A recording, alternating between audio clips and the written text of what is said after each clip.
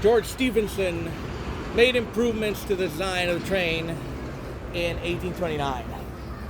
First, he connected the piston and crankshaft of the engine directly to the wheels, as in the case of this train. Rotate over there that direction.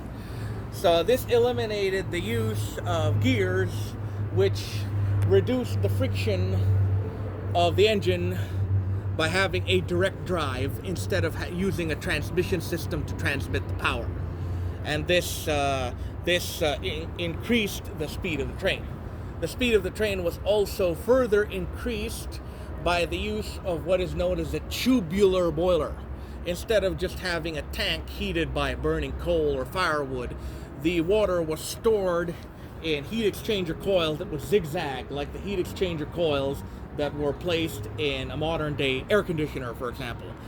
The use of such a configuration increased the thermal contact of the water with the flame, which enabled a much more efficient transfer of heat, allowing the engine to run more efficiently and less heat to be wasted because the water was completely in contact with the flame that surrounded it.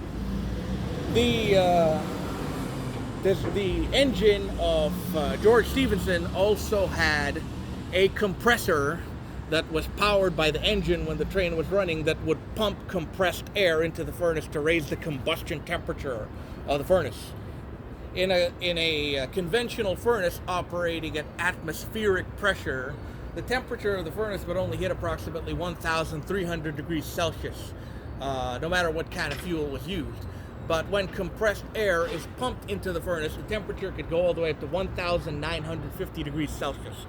This increase in the amount of heat going into the furnace would increase the power output of the engine and thus the power to weight ratio of the engine.